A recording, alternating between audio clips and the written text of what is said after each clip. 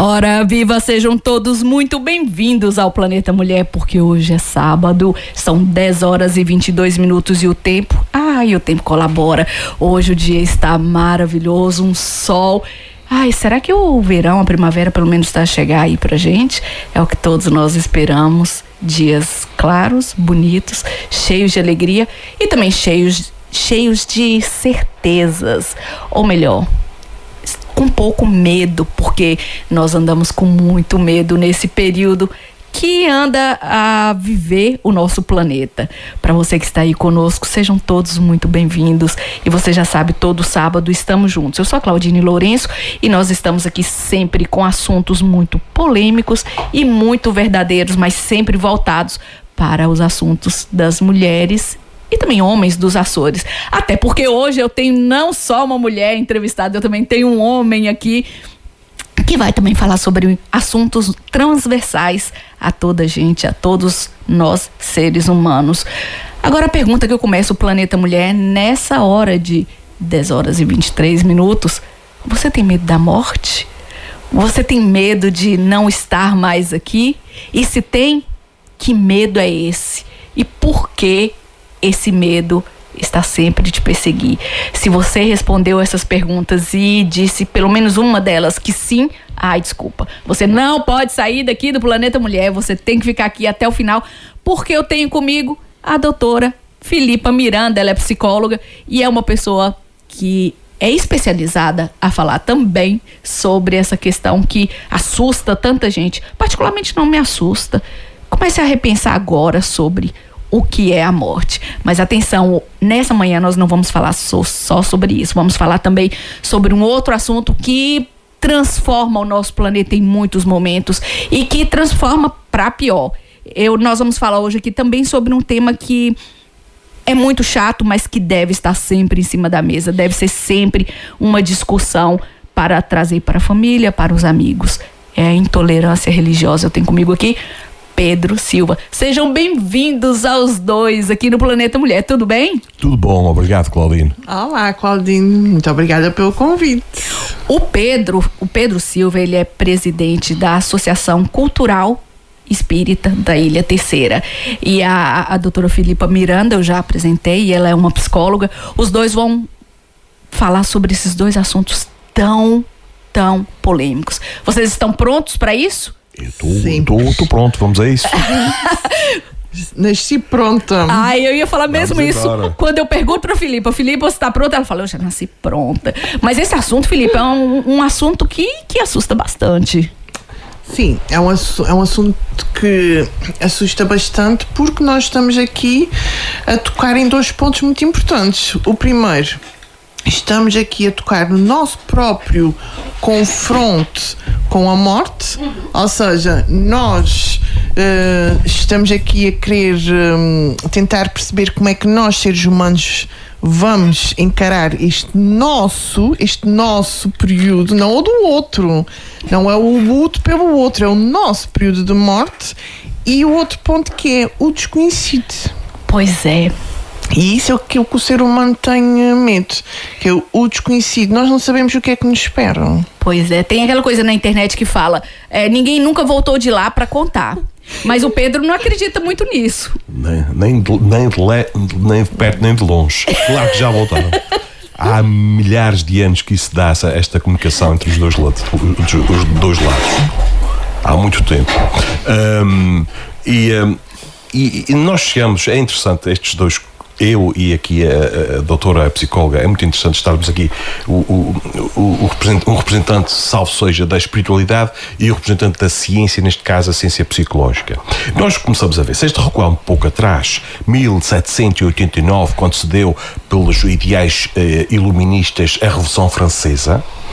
Até então, as ciências e as filosofias, porque a doutrina espírita é uma filosofia de bases científicas de consequências ético-morais, quando as ciências e as filosofias que estavam algemadas à religião, e vamos pôr aqui uma questão, o problema não é a religião, o problema são os fanatismos religiosos, ou seja, as pessoas que seguem as religiões são boas escolas, o problema são aqueles que integram essas escolas e que vão para os extremismos, tornam fanáticos e dão um mau nome à religião. Mas nessa altura da Revolução Francesa, as ciências e as filosofias que estavam atreladas à religião libertaram-se, dá-se um fim do absolutismo e com essas ideias iluministas libertam-se e o que é que fazem? Quer a ciência, quer a filosofia, viram-se contra aquela que as tornou reféns, contra a religião e passam a perseguir essa religião, começando a abandonar a ideia de Deus, a ideia de Jesus e começou-se a entrar na descrença, ou seja, as ciências tornaram-se materialistas e as filosofias materialistas e a descrença que surgiu desde então está a causar tudo isto que está a acontecer agora, que a Claudine dizia que o mundo está a passar por uma fase conturbada por causa dos materialismos. E há uma pessoa que disse assim, o materialismo um dia vai morrer por falta de matéria. Como é que o materialismo, as doutrinas materialistas, um dia explicam ou dão consolo a uma mãe que perdeu um filho? Como é? Mas a espiritualidade tem respostas para isso. Deixa-me só aqui acrescentar uma coisa, Claudine, que isto é muito interessante o que o Sr. Pedro disse, porque realmente estamos aqui a falar de história e estamos aqui a falar daquilo que as coisas realmente aconteceram na perspectiva do espiritualismo. Mas também acho que é importante a gente ter noção de duas coisas. Primeiro, a ciência não... pelo menos a parte das ciências humanas, a parte da psicologia, obviamente, que é a única coisa que eu percebo. E muito bem. E bem, é suficiente. A ciência não retira a religião nem o espiritualismo do mundo, ou seja, nós não negamos a sua existência. O que é que aconteceu? A religião para nós é uma crença das pessoas. Eu, enquanto psicóloga, o que eu posso fazer é respeitar a crença de cada um. E faço independentemente da minha crença enquanto pessoa.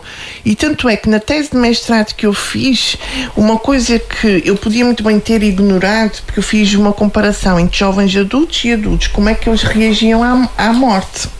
E eu podia ter ignorado a religião. E não, uma das minhas perguntas era como é que a fé ajudou a ultrapassar. Eu não acredito nesta palavra, mas a adaptar-se ao luto. Ou seja, isso também é interessante. A fé não é uma terapia, mas a fé pode ser uma estratégia, ok? Nós não matamos a religião, nós envolvemos a religião respeitando a crença que aquela pessoa possa ter. É diferente. Relativamente à espiritualidade, nós, enquanto ciência, obviamente que temos uma resposta para isso e fizemos imensos estudos e temos uma noção diferente da vossa, mas nós não a desacreditamos, ou melhor, nós não fazemos que ela não exista. A nossa realidade do espiritualismo é que é explicada de outra forma. E isso é muito interessante e volta aqui para o assunto central de hoje, não é? O nosso assunto hoje também é a intolerância religiosa. Bom, aqui a gente já vê uma análise muito profunda e também muito madura da doutora Filipa, que fala sobre o respeitar. Bem, a própria ciência respeita essa religião e a gente começa pensando aqui também, desde sempre, os nossos antepassados já eram politeístas. Não é? Claro. Então, desde sempre, isso não é novidade, desde sempre, cada povo teve o seu Deus, ou melhor, os seus deuses, porque muitas vezes até dentro de uma mesma religião, como, sei lá, o hinduísmo, que tem imensos deuses, o próprio budismo é filosofia, não acredita em muitos deuses, mas houve sempre isso. E por quê? Agora a pergunta é para os dois, numa visão um pouco mais filosófica, para o Pedro e religiosa também, e para a Filipa um pouco mais científica. Por que nós, mesmo isso não sendo novidade, nós enquanto sociedade temos esses medos? Porque na verdade essa rejeição, essa intolerância, a raiz é sempre o medo. Dá-me licença que comece. Claro, nós, por quem sois? Eu há pouco dizia que um indivíduo tinha dito que o materialismo iria morrer por falta de matéria. Porquê? Porque nós muita gente diz assim, eu tenho um espírito ou eu tenho uma alma. Quando eu digo isso, eu tenho um espírito, como é que eu ia dizer, estou-me a identificar com o corpo que eu tenho. E o meu corpo é finito. Se o meu corpo é finito, a minha vida torna-se também ela finita. Agora, quando eu digo eu sou um espírito que tem provisoriamente um corpo, eu estou a entrar num universo com uma amplitude imensa de potencialidades e possibilidades infinitas. Esta questão que a Claudine, tu falavas da intolerância religiosa, vamos lá ver uma coisa. Essa intolerância não é só religiosa, infelizmente, é transversal a todas as áreas, política, etc., ética, no desporto, étnica, desporto, é tudo, não é? E nós estamos a ver isso. Mas há um sábio da antiguidade, e essa frase estava inscrita num templo da antiga Grécia, o templo de Delfos, onde dizia: conhece-te a ti mesmo e conhecerás os deuses e o universo. Bom, esta frase foi aplicada, como tem sido Sócrates a dizê-la. Conhece a ti mesmo. O que é que nós estamos a fazer? Nós estamos, em primeiro lugar, a conhecer os outros, a pôr as expectativas no outro. Enquanto nós não olharmos para nós próprios e vermos as nossas imperfeições, porque a intolerância parte sempre de dentro para fora. E nós estamos... Tudo o que acontece à nossa volta é uma exteriorização da nossa casa mental. Tudo o que eu ponho para fora, julgar o próximo, dizer, está cá dentro, mas eu ainda não tive coragem de me reconhecer a mim mesmo. O que é faço? É mais fácil para mim exteriorizar o que eu tenho, aponto o dedo ao outro, culpo o outro por aquilo que me acontece, mas quando eu começar a pensar, eu, Pedro, sou egoísta, eu sou vaidoso, eu sou ciumento, eu sou orgulhoso, espera aí. Eu tenho muita matéria para trabalhar em mim antes de olhar para o próximo. E quando eu começar a ver, porque o que é que acontece? Um processo. E aqui a doutora, se calhar, pode-me ajudar nisso. Existe um processo. Eu julgo o outro, e a determinada altura eu vou cair no erro que eu julgo no outro e vou começar a ver, eu afinal também sou fraco e eu mereço tolerância. E a partir desse momento eu começo a ser um pouco mais tolerante. Mas o que é que está a acontecer? A maioria da humanidade não está a olhar para si. Está a olhar para fora. É isso. E a intolerância mantém-se.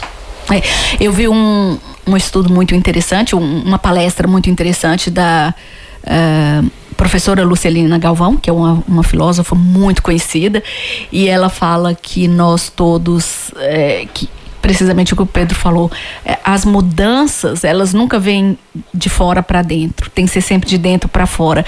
E a prova é o que nós passamos agora na nossa sociedade, não é? Nós passamos pela pandemia e toda a gente, agora o ser humano vai aprender, agora vamos ser mais empáticos. Só que não. A pandemia teve um efeito espetacular, que levou pessoas para o plano espiritual que estava na hora delas irem. Mas foi uma boa perspectiva de falar sobre a morte, foi tirar as máscaras. E havia muito egoísmo escondido. Sim. E o egoísmo está a aparecer. Ou seja, isso até é necessário. O Criador nada faz por acaso. Nada nos acontece por acaso. Mas até a pandemia é um fruto das nossas emoções negativas que nós próprios causamos as doenças.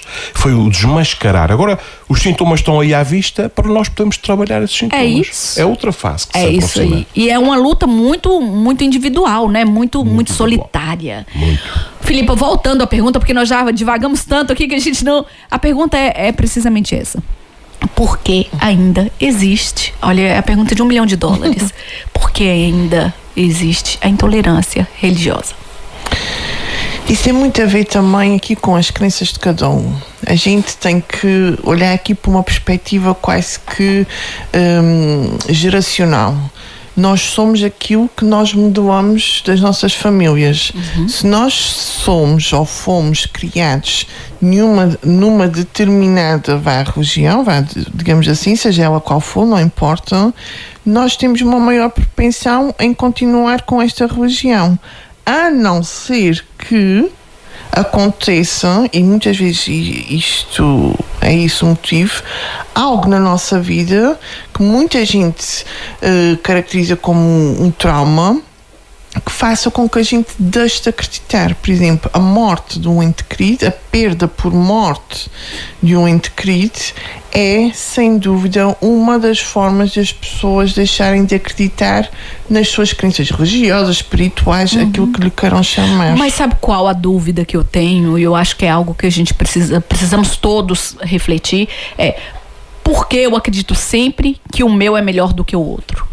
Pronto, e aí, mas isso vai de encontro a isso, que é mesmo nós, a partir do momento que nós somos criados numa religião e levamos uma vida inteira a ser a seguir aqueles rituais, sermos doutrinados, né? Exatamente, a ser doutrinados daquela forma, obviamente nós vamos achar que a nossa vai ser sempre a melhor. Ok. Mas isto não é só na religião, a gente Pois pode não. abranger isso. Eu posso achar que, sei lá, o meu trabalho é muito melhor, abre parênteses, não é, que é muito melhor que o das minhas colegas. Sim. Se eu não tiver... É um comportamento transversal a todos os segmentos da nossa vida, né? E principalmente ao ser humano. Porque o ser humano acha sempre que a sua dor é a maior. Pois é. Se eu perder o meu pai e tu perderes a tua avó, a minha dor, porque era meu pai, olha, era o meu pai, é muito maior que a dor da tua avó. É verdade. Por isso, nós vamos sempre achar que a nossa religião é sempre a melhor que a do outro. Até porque nós a escolhemos, né? Nós a escolhemos, nós a alimentamos, nós a acarinhamos. Ok. E pior, salvo seja, mas mais um ponto que é, nós vemos resultados. Faz todo sentido. Quantas pessoas não fazem promessas? Pronto, vamos aqui à nossa ilha, a Nossa Senhora da Serreta. Pronto. Eu faço e vou. Uma ajudinha a mais não faz mal a ninguém. Exatamente, a gente não sabe, por isso, olha, vamos lançar, que pode ser que a coisa caia. Recebe aí o universo. Quantas pessoas não vão à Serreta a pé porque realmente aquilo aconteceu? Sim. E elas acreditam piamente que foi uma obra divina. Eu tô morrendo, porque eu acredito piamente. Mas ó, Claudinho, está tudo ok. Mas agora diz-me, foi só obra divina? Não foste tu também? Foi. Epá, mas nós somos o quê? Somos nada agora. Fogo. Tem que ter as duas partes, é por aí? Então eu trabalho anos de vida e depois eu vou dizer que foi Deus que me veio trazer os pacientes à porta. Pois não. Eu agradeço sim às minhas pacientes que confiam em mim e que dão o meu nome a outras pessoas. Não pode ser tudo obra divina. Agora, olha, o Pedro tá ali concordando com tudo. Posso? Deve. Ela tem toda a razão. Tá bom. E nós temos que ter humildade. Lá está. Eu estou a dizer que a psicologia tem razão. Temos que ter a humildade de assumir o que nós não sabemos e que a verdade não é absoluta para cada um. Temos todos verdades relativas e é as nossas verdades juntas que vão fazer todo o bolo completo. E tem toda a razão aqui o que a colega de debate da psicologia disse. Só vem do... Jesus dizia assim, alguém dizia assim, ajuda-te que o céu te ajudará. Não é? Mas é tu que tens que fazer a dar o primeiro passo. Todos nós temos um anjo da guarda. E um anjo da guarda é um espírito superior que se comprometeu a nos ajudar no plano espiritual enquanto estamos aqui encarnados nesta passagem, nesta experiência humana de poucos anos, 80, 70, 50 por aí fora. Nós muitas vezes oramos e pedimos coisas e nós não obtemos respostas. Porquê? Porque os nossos anjos da guarda estão a dizer assim, Pedro, tu estás-me a pedir uma coisa que tu consegues fazer. E depois vem o silêncio. Esse silêncio tu consegues fazer, dá o primeiro passo. Quando devides que não consegues, aí eu entro em ação. Enquanto tu puderes, tu vais fazer, não é? Vais fazer essa questão. Mas é como a colega disse, não é tudo divino. Nós somos de essência divina. Temos que fazer o primeiro e depois a ajuda vem por acréscimo. Sem dúvida. Vou agora partilhar uma coisa com vocês desde quando eu era criança, que uma vez o padre falou, o pecado não tem tamanho. E eu ficava indignada com isso e não entendia. Então, eu pensava, se eu brigo com meu irmão é a mesma coisa de um assassino que mata uma outra pessoa. E fiquei com isso remoendo durante anos. E um dia eu perguntei, ainda hoje lembro do nome dele, era o Monsenhor Gustavo, e perguntei, olha, eu queria saber, era Monsenhor, mas eu chamava de padre. Padre, eu queria entender por que o pecado não tem tamanho. Então ele fala sobre a questão da intenção nossa e da nossa coragem de fazer, vamos chamar o pecado aqui de mal, não é? Então ele fala, se você tem um irmão, o que você tem? Qual a arma que você tem? Uma mão, você dá um tapa nele. Mas se você for um adulto e você tiver uma faca, se calhar você tem coragem de esfaquear uma pessoa. Bom, onde é que eu quero chegar aqui? Também os filósofos falam muito sobre o que acontece no campo mental, acontece no plano físico. Platão fala muito isso. A grande questão é, será, para os dois, será que o que está acontecendo no macro, no nosso mundo, no nosso planeta, essas guerras porque vêm da intolerância, principalmente da intolerância religiosa e também outras coisas envolvidas, mas pelo menos a capa e o nome é intolerância religiosa, é a mesma coisa do nosso comportamento aqui embaixo? Ai, pergunta. Filipa tá soltando fogos pelas ventas. Não volto mais. Tu estás a dizer se nós somos responsáveis também pela guerra que se gera aí fora? Não. Se em âmbitos diferentes, se em escala diferente, nós somos tão pecadores quanto esses? Bom, vamos ver o seguinte. Existe uma pluralidade dos mundos habitados, como um dos pilares da doutrina espírita. Não é só a Terra que é habitada, porque não faz sentido, não tem lógica num universo infinito com trilhões de mundos ser só este grãozinho de areia habitado. Logo, isto é uma escola, e para nós estarmos aqui todos nesta escola não acontece por acaso, porque estamos todos numa frequência vibratória semelhante uns dos outros. Portanto, se calhar também não somos grandes coisas para estar aqui. Não, há um grande amigo meu que diz assim que o nosso planeta não é muito bem frequentado. E ele tem razão, porque isto é a segunda classe da escola primária. Nem precisa ser tão inteligente para perceber isso, né? Mas vamos progredir, pronto. Mas neste estado evolutivo existe muita guerra. O que tu falavas do pecado não é nada mais nada menos que um erro. E um erro, todos os erros podem ser corrigidos. Todos podem ser corrigidos. Ok, eu cometo um erro, tenho consciência desse erro, o que é que eu vou fazer? Jesus dizia uma coisa muito interessante: o amor cobre uma multidão de pecados. Ou seja, apesar daquilo que eu faça, eu posso atenuar a colheita dos meus erros, porque eu vou colher aquilo que eu faço, pela lei de causa e efeito. Eu posso atenuar pela solidariedade, pelo amor, por este programa que tu fazes, Claudine, que divulga e esclarece as pessoas. Tu estás a atenuar coisas que tu fizeste no passado e que já te arrependeste e que não queres repetir, percebes? Aqui a colega também a esclarecer através da psicologia. Nós estamos não é porque somos bonzinhos, não, é o nosso dever. Porque nós erramos, agora temos que corrigir, temos que voltar a pôr os pontos nos is.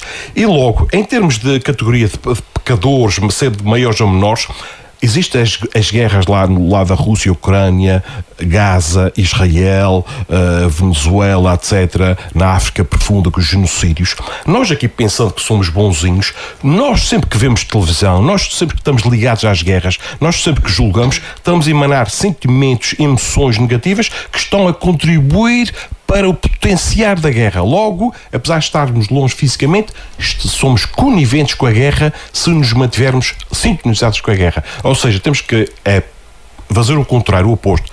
Trabalhar na paz para pôr a água na fervura e a água e a paz sobre a guerra. Ai, Jesus, isso parece um pouco com Jung quando fala do consciente coletivo. Eu acho que isso é muito abstrato. Pronto. Faz-me todo o sentido e respeito imenso. Mas isto é muito abstrato. Sim. Agora, eu gostei muito daquele exemplo que tu deste de porque é o tamanho do pecado. Eu acho isso incrível. E eu até vou mais além. Porque é que uma mulher que sofre de violência doméstica não pode dar com uma frigideira na cabeça ao marido? Não estou a dizer que deve. Mas também se der, né?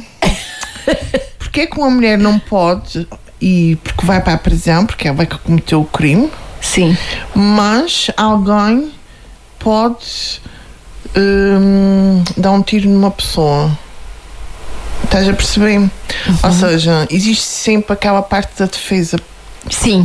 Não é? Sim, sim. Que nós estamos aqui nos a defender. Porque a verdade é que a nossa existência depende de sobreviver. Exatamente. Né? Dessa defesa. Exatamente. E nós também temos que ver. Primeiro, pecado, eu acho que isto é uma palavra muito forte. E acho que é uma palavra que nem sequer devia de existir. Porque ninguém tem consciência da quantidade de crenças, e estou a dizer crença não no sentido religioso, mas naquilo que nós chamamos na psicologia, que são as crenças disruptivas, ou seja, a nossa percepção errada de coisas que nos foram passadas. Exatamente. Sim. A quantidade de crenças disruptivas que muitas pessoas têm devido a este pecado. Tu vais pecar, tu estás a pecar, olha que isto é pecado. E as pessoas crescem, as mulheres crescem Assusta. com isso na cabeça, porque eu vou pecar, porque estou a pecar, porque eu vou para o inferno, porque não sei o quê. Não, ninguém está a pecar, pelo amor de Deus, isto são coisas normais. Nós estamos a tentar acertar. Nós estamos, e é tudo por tentativa e erro, e nós estamos a tentar viver, e obviamente que vamos errar, e ainda bem que vamos errar, porque vamos aprender e vamos evoluir, ok? E por isso é que eu não acho que existe, eu acho que sim, existem erros maiores e erros menores, existem falhas maiores e falhas menores, mas Que até levam a outras consequências, né? tudo leva a consequências boas e consequências más. Sim. A minha questão é, mas para que está a falar da falha? Para que vamos estar a falar do erro? Se nós podemos trabalhar na solução, exatamente, no positivo. Que é a mesma coisa que nós, por exemplo, trabalhamos com colegas e todos nós já passamos por isso. Olha, e se nós fizéssemos assim, não, isto assim tem isto e A, B e C. Olha, mas e se for daquela maneira? Não, porque isto assim vai dar Z, Y e X. Vamos parar de olhar para o problema e vamos tentar... Exatamente, para as soluções. Para as soluções. E isso é uma das estratégias que eu dou na minha formação de gestão de conflitos, que é, se tu queres ir argumentar com a tua entidade patronal, seja qual for, vai com as soluções. Ponto. Por duas razões. Porque ele não te vai dar as soluções e, segundo, as soluções que tu escolhes vão ser boas para ti. Ai, que bom! Nunca tinha pensado por essa perspectiva. Claudine, eu já estou na dúvida se ela é psicóloga, se ela é espiritualista, porque é muita coisa que eu vou... Em vez de dizer... Eu continuo a ser psicóloga. Em vez de dizer a uma criança... Mas depois dessa entrevista tudo pode mudar. Tudo pode mudar. Não, hoje em dia temos a tendência, e ela tem toda a razão, em vez de dizer a uma criança, não faças isso, faz isto. É isso que já está em estado latente, que é bom em ti. Por que não fazes? Porque ao fazeres isso, vais ocupar aquele vazio do não fazer aquilo. É não isso mesmo. Vamos construir, olhar para a solução e não para os problemas. Nós ainda estamos focados no problema e não saímos daqui. É isso. E deixa-me só acrescentar uma coisa, aquilo que o Pedro estava aqui a dizer, já estou a tratar por Pedro, porque Claro, pois claro. Aquilo que eu estava a dizer das energias e não sei o quê, obviamente que a psicologia tem outra perspectiva, mas é muito no... Como é que eu posso explicar isso? Quando nós estamos juntos 3 dias seguidos com uma pessoa ao nosso lado que está deprimida, sintomatologia depressiva, que está constantemente a falar de coisas negativas, nós vamos absorver isso. Claro que sim. Exato. Porquê? Porque somos esponjas e porque somos humanos e porque temos aquela coisa que queremos ajudar, queremos ouvir e que pronto, e depois vamos para casa, sentimos-nos um pouco mais em baixo e muitas vezes não sabemos porquê. Nem percebemos. Exatamente. Ok? Faz parte do ser humano de querer ajudar e de querer ouvir e de querer estar lá. Há pessoas que, pelo seu perfil de personalidade, conseguem depois não levar isto mais além, mas há outras pessoas que não. E que chupam aquela... Levam um problema para si. E ficam a pensar naquilo. Agora, veja como nós não podemos mesmo ter intolerância e perceber que muitas vezes é sempre a mesma situação e que nós falamos de formas diferentes ou denominações diferentes. No Espiritismo, o Pedro vai explicar isso melhor, existem os vampiros energéticos, não é? Exatamente. Que são supostamente as almas que... Sim. Explica isso pra gente. Se é ou não é a mesma coisa que a Filipa está falando, de formas diferentes. Nós, no sânscrito, que é um dos 21 idiomas da Índia, existem os chamados chakras que estão ao longo do nosso corpo espiritual. Corpo espiritual ou perispírito. E um desses chakras é o chakra esplénico, que é de spleen, que tem a ver com o baço, onde muitas entidades, por exemplo, sofredoras, vamos supor se eu sou um alcoólico e parto para outro mundo, eu não passo logo e não deixo de ser alcoólico. Eu vou ter necessidade de absorver aquelas energias, aqueles fluidos etílicos do álcool. Vou-me aproximar de tabernas, vou-me aproximar de outras pessoas, se eu tenho uma personalidade depressiva, vou-me aproximar daqueles que estão mais tristes e vou-me juntar a eles e vou sugar daquelas energias. Como aqui que a colega disse muito bem, muitas vezes quando temos uma pessoa ao nosso lado com depressão, que está sempre a queixar-se, se eu entrar naquela sintonia, por isso é preciso ter aquela capacidade de nós nos imunizarmos e fazermos uma prece, a dizer, eu peço proteção para mim, peço proteção para outra pessoa também, proteção para mim, para não me deixar envolver para aquelas energias mais negativas que também vão-me sugar e vou para casa, saio e fico com problema e outra pessoa fica boa. Mas no plano espiritual existem, para vocês terem uma ideia, somos 8 bilhões. No plano espiritual são cerca de 4 ou 5 vezes mais espíritos, que somos todos nós sem este corpo físico, espíritos ou almas, como quiserem, ainda muito materializados, apegados, morrem, imagina, estão no seu cadeirão lá em casa, a casa minha, não sai daqui, não quero que ninguém compre esta casa, ninguém mexa nas minhas coisas. Isso só para dizer. Mas aqui entre nós tem espíritos? Claro. Ai, Jesus. Todos nós, Claudine, olha, esta, vamos, e ainda é pela manhã. Vamos dizer uma coisa. Tu estás aqui a transmitir através de ondas de rádio, ok? Sim. Existem pessoas que estão na mesma sintonia que nós estamos e estão-nos a ouvir. Sim. Assim como estão-nos a ouvir na sintonia da rádio, nas sintonias mentais, há muitos que se afinizam comigo, com a colega psicóloga, contigo, com os teus gostos, com os teus pendores, e que estão connosco. Existem os amigos e existem os inimigos. Portanto, nós é que escolhemos as nossas companhias. Ok, eu não estou a gostar das minhas companhias, o que é que eu tenho que fazer? Instalá-las, isso é impossível. Não venha com instar ninguém. É mudar a minha frequência mental. E às vezes naturalmente acontece, né? Se eu começar a fazer o bem, as companhias vão ser melhores. É. Se eu continuo a aumentar os meus vícios e as paixões, o que é que se vai aproximar de mim? Quem tem vícios e paixões. E são milhares. Na psicologia também acontece isso, Filipa? A pessoa tem que primeiro respirar fundo. Essa aglutinação, vamos dizer assim, os parecidos se atraem. Obviamente, claro que sim. E tanto é que se nós, porque é que uma pessoa com, nós na psicologia chamamos problemas relacionados com o álcool, uma pessoa com PLL, ou seja, problemas relacionados com o álcool, vai para um café, vão para os cafés. Aqui nem é mais cafés, né, que a gente diz. Porque é que as pessoas vão para os cafés? Porque não se sentem julgados. Porquê? Porque as outras pessoas também estão lá a beber. Principalmente ali entre as 6 e as 8 da manhã. Ok. Não se sentem julgados porque estão lá também com outras pessoas que estão a fazer exatamente a mesma coisa. Frequência. Ok. O que é que acontece? Aquilo que o Pedro estava a dizer, como é que nós explicamos isso na psicologia? Nós, obviamente, que quando nos sentimos com sintomatologia depressiva, sintomatologia mais ansiosa, nós tentamos procurar ajuda, não é? Na psicologia nós damos estratégias para que a pessoa, muitas vezes comportamentais, porque o que é que um depressivo tem que fazer?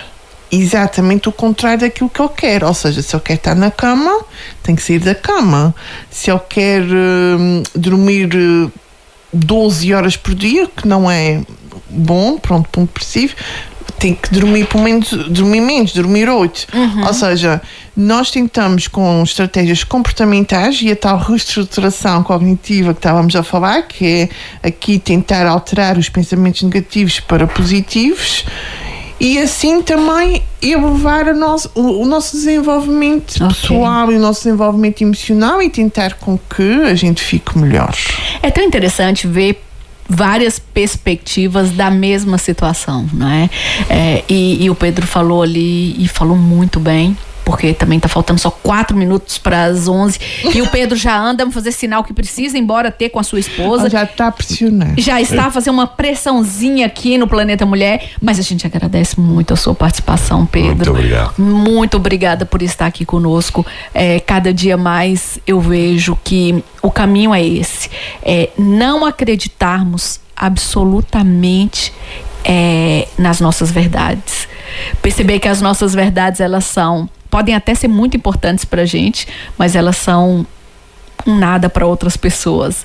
E que essas nossas verdades, elas servem para nos direcionar para um caminho que a gente quer ir, e só isso. Eu vou sair, mas eu vou deixar aqui uma sementinha, se vocês quiserem falar sobre isso. Pronto, eu estava a falar da imortalidade, da morte, não sei o quê, da descrença, do materialismo.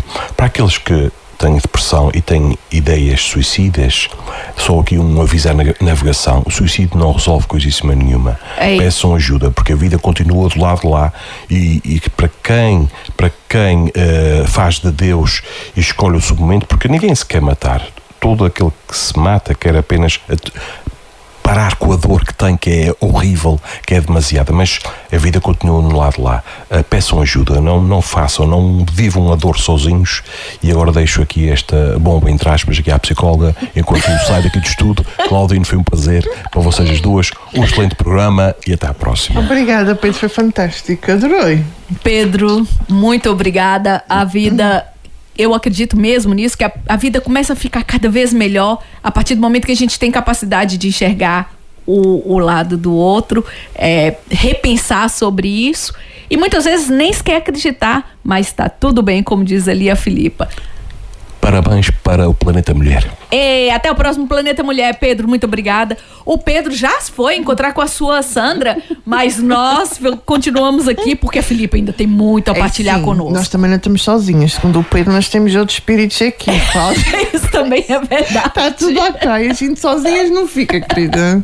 E espero que sejam bastante de luz e de alegria, não é? Se é para ser, que seja coisa boa. Isso mesmo. Olha, Filipa, esse assunto de hoje já foi bastante polêmico, mas a gente não terminou, a gente vai continuar.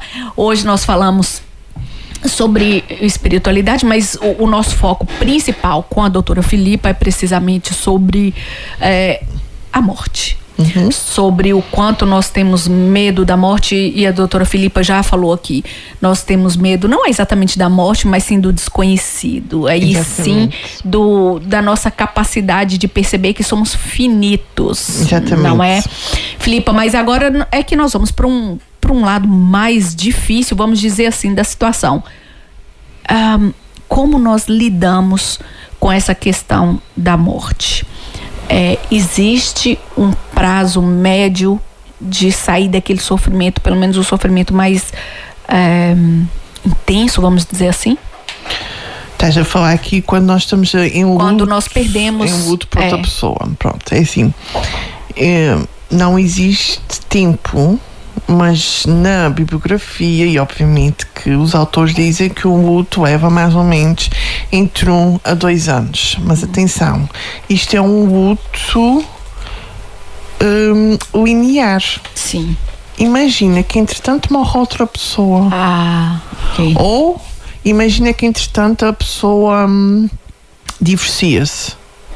Ou perde o seu... Que é muito comum, né? Sim, pode acontecer, dependendo do tipo de luto que é, ou dependendo de quem é que faleceu.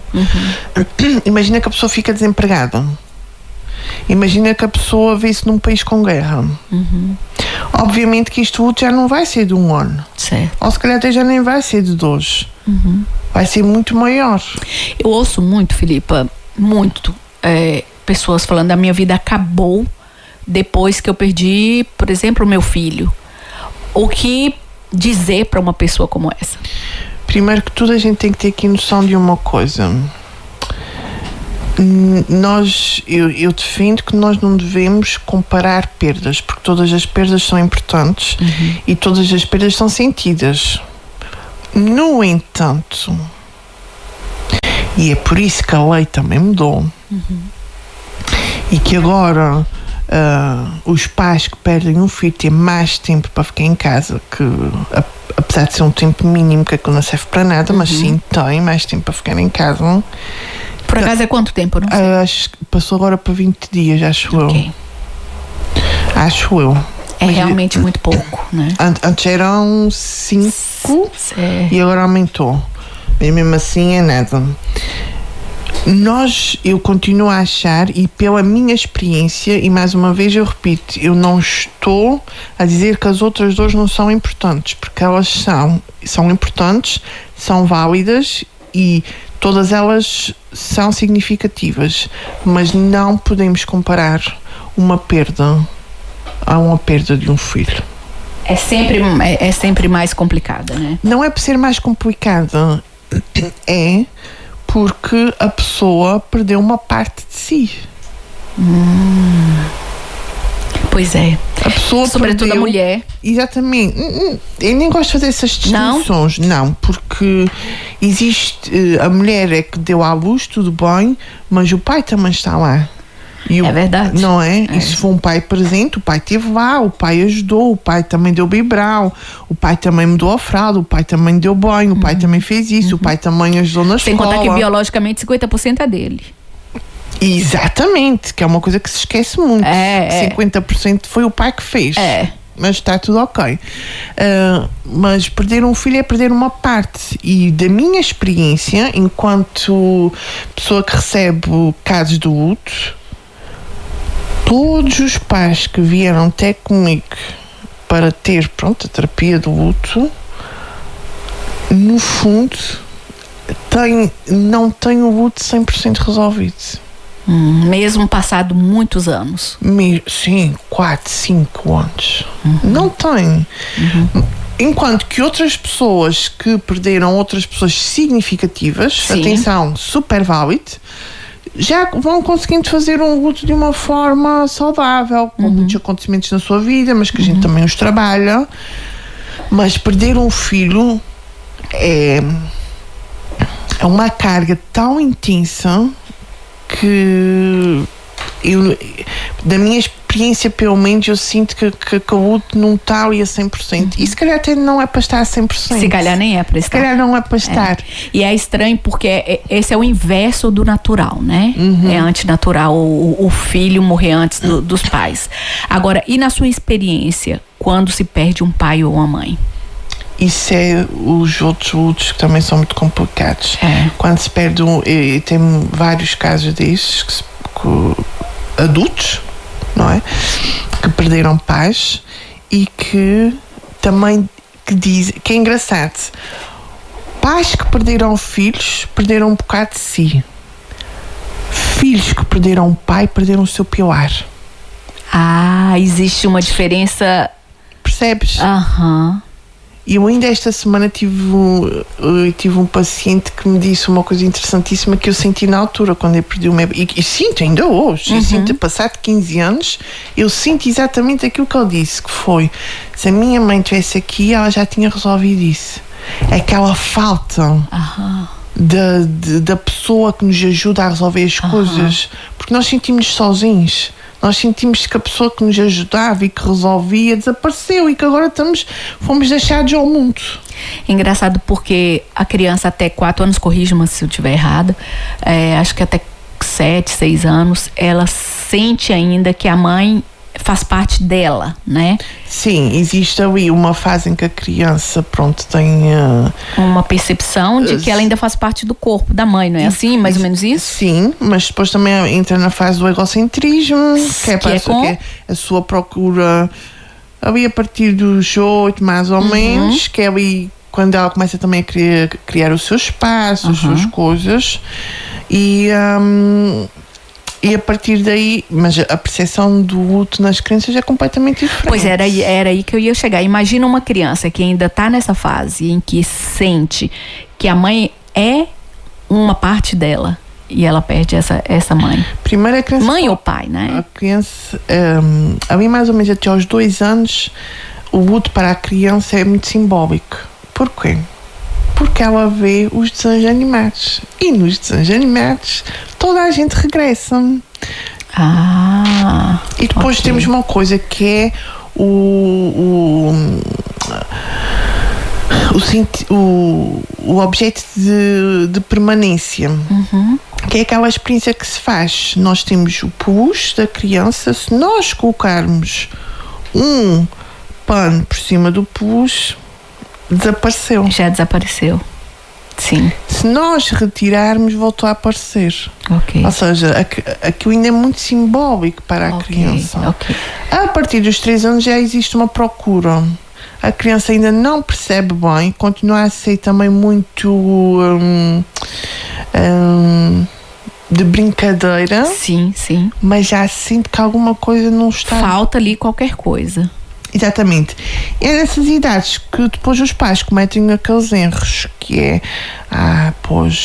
vamos imaginar, o pai perdeu a sua mulher, ou seja, a criança perdeu a sua mãe. A mãe está no céu. Pois, e é o mais comum. Pois, né? Mas se a mãe está no céu... Por que não vem me ver? Exatamente. Ou aquele que agora já não se usa tanto, mas antigamente usava-se, que era o avô foi ali e já vem. Isso cria logo uma situação de abandono, né? E pior, cria a situação de inacabado. Então, se ele foi, ele entretanto há de vir. Mas se eu nunca veio, o que é que aconteceu? O problema sou eu. Por isso é que eu digo sempre, com as crianças é preciso dizer: a mãe, o avô, o pai, não importa, não voltam. Se não quiserem dizer a palavra morrer, porque é muito forte e no início os enlutados não conseguem, pelo menos explicar à criança que não voltam, mas que a pessoa está no nosso coração, está na nossa memória. Façam desenhos com a criança, escrevam cartas com a criança, escrevam áudios, façam áudios com a criança, vejam vídeos, vejam fotos. Para matar a saudade, para isso? Para matar a saudade, para manter a pessoa presente. Mas que aquela pessoa não regressa. E é importante esclarecer que o físico foi embora, mas manter a memória daquela pessoa é saudável? É saudável, claro que sim. Manter a memória, atenção, do tipo, a mãe continua no teu coração, nas tuas recordações. Transformou, né? Sim. A mãe foi-se embora, a mãe não volta, e quando a pessoa estiver preparada a dizer porque morreu, mas tudo aquilo que tu viveste com ela continua presente, continua em ti, continua no teu coração, continua nas tuas memórias. Olha, lembras quando a gente foi ir aos sítios, lembras quando a gente veio aqui com a mãe comer isso, lanchar, lembras quando a gente foi com a mãe para o relvão, brincar. Ou seja, isso é também não desmerecer a história e tudo que foi vivido, né? É uma forma de honrar. É uma forma de honrar, e digo muito isso, vamos honrar quem nós perdemos, porque nós não precisamos de estar sempre concentrados no sofrimento. Atenção, que isto é numa fase mais para a frente, porque no início ninguém consegue ver isso. No início existe uma estratégia de emergência? Eu costumo dizer que no início as pessoas não devem esperar nada. Ou seja, as pessoas esperam, e isso é culpa do enlutado e é culpa da sociedade. Sim. Esquece que as pessoas morreram. Sim. Porquê? Porque eu costumo sempre dizer: quem perdeu foste tu. Ao fim do mês ninguém se lembra que tu estás. É verdade. Ao fim do mês ninguém se lembra. Só nós continuamos com a dor, né? Só nós é que ficamos perplexas, e eu lembro-me de ter este sentimento: como é que é possível haver pessoas a sorrir quando o meu pai acabou de morrer? Mas isso passar tipo 2 meses, eu não tinha acabado. Mas para mim eu tinha acabado. Sim. Estás a perceber? E eu ouço muito isso. De novo, aquilo que a gente falou aqui há pouco na entrevista, é uma questão muito individual, né? Sim. O luto também passa por aí. É completamente individual. E eu costumo dizer que quem perdeu foste tu. Ponto número 1. Não esperes nada de ninguém no início. Ok. E não é porque as pessoas não te amam. É porque as pessoas não sabem, as pessoas não estão habituadas, as pessoas não sabem trabalhar com os enlutados. Aliás, eu acho que é das coisas mais constrangedoras que tem é quando nós encontramos com uma pessoa a primeira vez depois que ela ficou enlutada. O que nós falamos? Exatamente. Eu abraço, eu peço desculpa por não ter ido, eu falo que estou sentindo muito, é mentira porque a gente não sente. Fazem muito essa pergunta. Aquilo que eu digo é: primeiro, se tu não acompanhaste aquela pessoa, não justifiques. Se tu não acompanhaste, tiveste as tuas razões. Tiveram outros lá. E não é isso. E garante-te que a pessoa não quer saber a tua vida. Que a pessoa já tem a sua dor. Ok. E a pessoa vai pensar: o que é que esta agora está-me a justificar da sua vida? O que é que ela vai saber? Se ela quisesse, tinha estado lá. Mas, Claudine, eu estou a verbalizar coisas que já me verbalizaram. Claro que sim. Na sua experiência. Por isso, se tu não foste, também não justifiques. Não justifica. Podes dizer: olha, lamento imenso. Se a pessoa for uma pessoa de afetos, podes dar um abraço. E para mim a frase melhor é: se tu precisares de alguma coisa, eu estou aqui para te ajudar. Atenção, essa pessoa não está a pedir ajuda. Capta a ti enquanto amiga, se assim o fores, porque podemos ser só conhecidos e está tudo ok. Mas se tu fores um amigo e alguém tiver e o teu amigo tiver perdido alguém, por favor, manda-lhe uma mensagem todas as semanas. Filipa, você é uma pessoa que é psicóloga? Dizem você que sim. trabalha com isso, você dá workshop sobre o luto. Você teve também essa experiência, porque o seu pai, eu acho que todos nós perdemos já alguém durante a nossa vida. Pra gente mesmo terminar o nosso programa, eu queria que a Filipa partilhasse com toda a gente que está nos ouvindo o que a morte nos ensina. Incrivelmente ensina-nos muita coisa, mas nós só conseguimos ver isso quando o nosso luto está resolvido.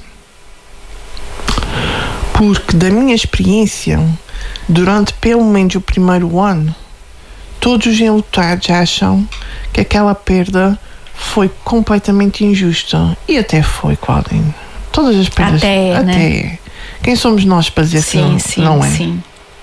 Quando o nosso luto está saudável e quando nós conseguimos olhar para a pessoa e pensar na pessoa e imaginar a pessoa e fazer coisas em honra da pessoa, mas sentimos aquele sentimento de conforto, de amor, o luto está saudável. Sim. Ok?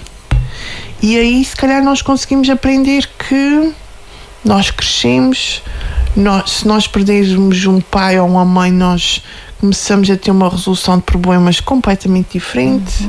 Aprendemos a fazer esta resolução de problemas, aprendemos que a perda vai acontecer para o resto da nossa vida, aprendemos que nós próprios vamos morrer um dia, que não controlamos a vida, que não controlamos nada.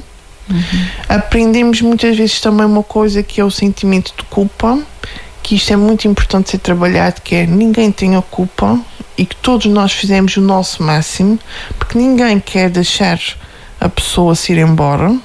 Pois é. E nós temos que fazer paz com isso.